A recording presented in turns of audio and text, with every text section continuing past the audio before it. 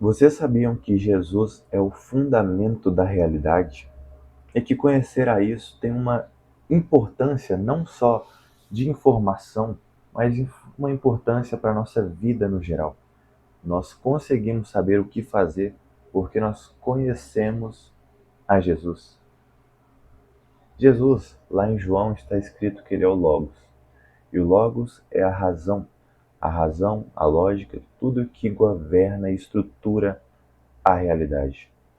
Então, se a realidade é estruturada por uma lógica, se nós conhecemos a lógica, nós conhecemos Jesus, nós conseguimos conhecer a tudo com uma tremenda facilidade, com uma tremenda experiência do amor de Deus. Se Jesus é o amor e ele é a lógica e o amor estão relacionados. Portanto, conhecendo a lógica, conhecendo o amor, nós vemos as situações não como um fim, mas como um meio que aponta para algo maior. Então as tempestades se tratam não mais de um fim, mas de um meio. Assim como Jesus viu a tempestade como um meio de ensinar para os seus discípulos a fé, os seus discípulos viram a tempestade como um fim das suas vidas, algo que destruiria tudo e não permitiria a passagem deles para o outro lado. E isso a gente acaba fazendo também, enxergando a dúvida como o fim da fé, enxergando o medo como o fim da coragem, enxergando a tristeza como o fim da nossa vida. Enquanto Jesus está pedindo para a gente enxergar a tristeza como uma tempestade que vai passar e um lugar aonde nós aprenderemos. Enquanto Jesus está nos mandando, nos pedindo para entender a realidade, não somente vê-la com a superficialidade que muitos a veem.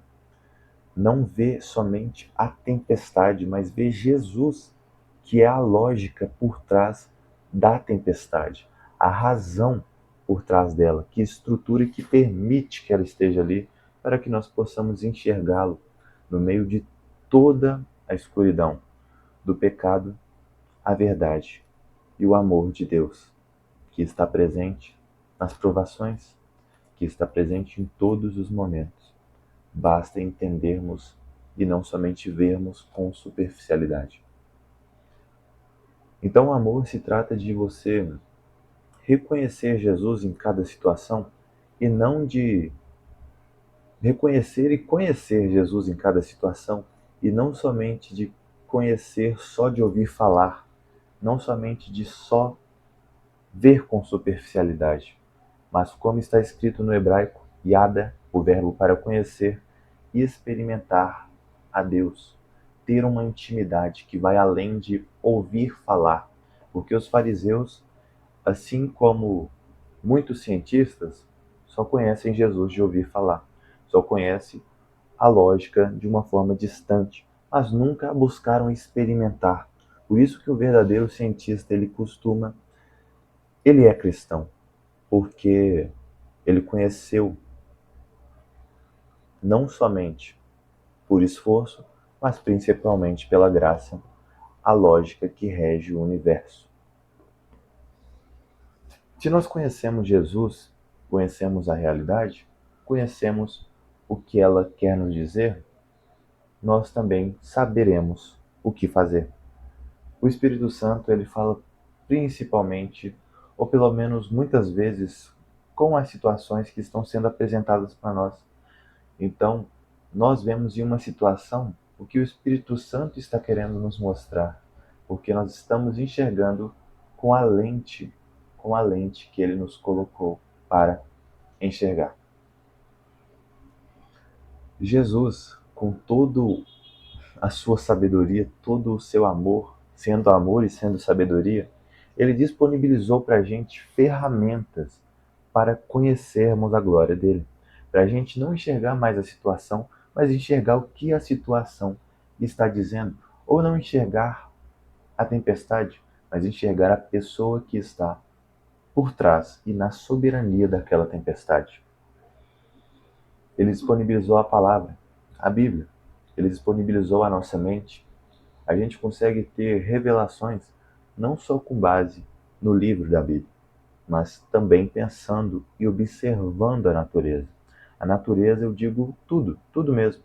A gente pode observar a glória de Deus, experimentá-la a partir de tudo que nós vemos, tudo que nós vivemos.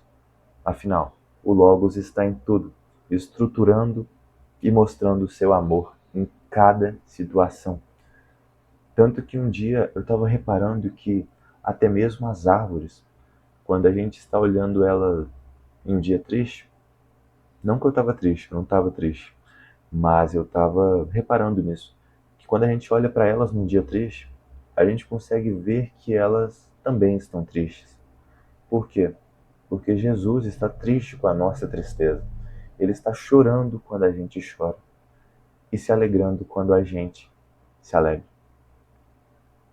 E foi isso. Muito obrigado por estar assistindo esse vídeo e buscando a palavra de Deus.